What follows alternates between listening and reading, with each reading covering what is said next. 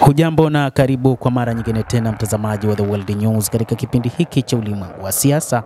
Mimi ni Adam Hussein. Urusi inadaiwa kwamba inafanya maboresho kwa siri juu ya uwezo wake wa nyuklia. Urusi ambayo inamiliki silaha za nyuklia kuliko taifa lolote ulimwenguni inafanya maboresho ya silaha zake wakati huu.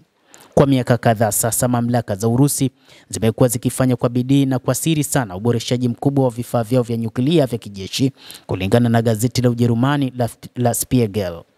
Gazeti hilo limechapisha matokeo ya uchunguzi uliofanywa na waandishi wa habari wa Spiegel pamoja na kituo cha utafiti huru cha Denmark Danwatch.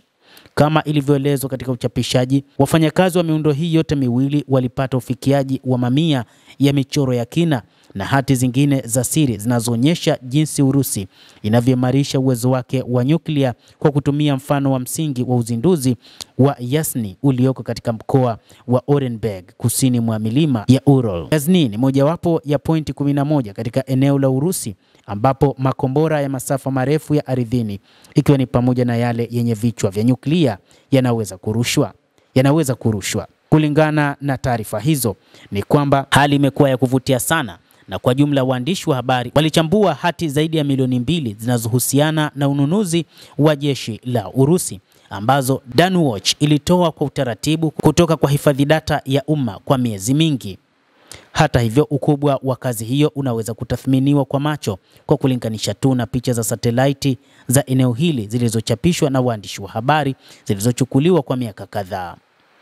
Wakati ambapo hapo awali juu ya uso wa dunia mtu angeweza tu kuona kifuniko cha silo cha kombora na mijengo michache isiyokuwa ya ajabu iliyozungukwa na uzio wa chini, majengo yote ya kijeshi sasa yamekuwa yamezungukwa na mzunguko wa tatu wa umeme wa kiwango cha juu.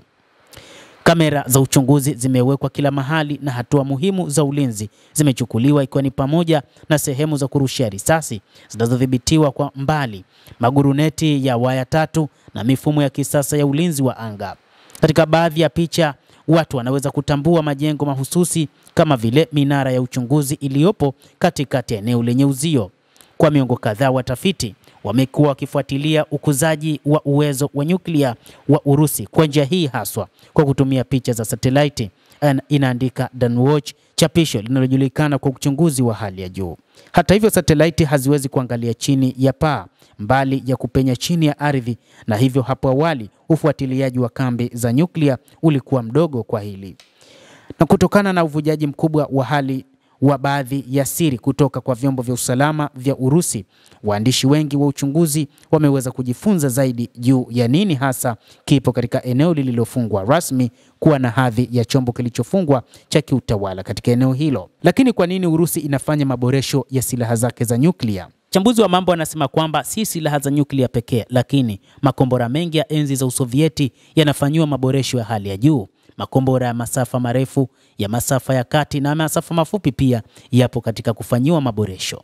Makombora haya yanafanywa maboresho kutokana na vitisho ambavyo vinazidi kutokea na kudhihirika hasa kutoka kwa mataifa ya Magharibi. Hata hivyo, watu wa Magharibi wanadai kwamba kuna vitisho vikubwa sana vinatoka kwa Putin na wao wanajiandaa vema kwa ajili ya mapambano.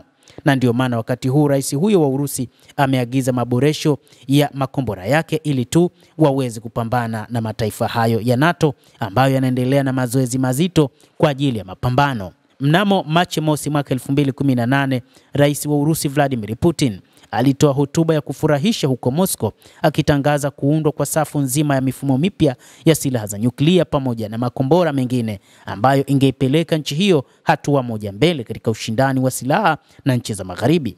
Hakuna mtu alitaka kutusikiliza wakati huo. Kwa hiyo sikilizeni sasa. Kama kile ambacho rais wa Urusi alinyamaza nacho wakati huo ni uboreshaji mkubwa wa kisasa na tata wa silaha za nyuklia za Urusi. Ilichukua zaidi ya miaka 10 kuunda mpango wa kisasa, lakini wakati Putin alipotoa hotuba yake ya Moscow, kazi hii pamoja na ile ya Yasny ilikuwa tayari imeshafanyika. Mamia na maelfu ya hati zilizochunguzwa na waandishi wa habari zinaonyesha kuwa vituo vipya vya kijeshi vimejengwa katika miaka ya hivi karibuni kote nchini Urusi. Basi mtazamaji, Hii ndio sababu ya rais wa Urusi Bwana Putin kutoa misimamo mikali na kuhakikisha kwamba mifumo ya kuweza kuilinda Urusi inaimarishwa zaidi, ikiwa ni pamoja na makombora ya nyuklia na makombora mengine ya enzi za Usovieti yanafanyiwa maboresho. Endelea kutufuatilia mtazamaji, lakini usisahau kulike, usisahau kucomment, kadhalika na kusubscribe channel yetu hii ili upate habari hizi kwa mapana kupitia The World News. Mimi ni Adam Hussein.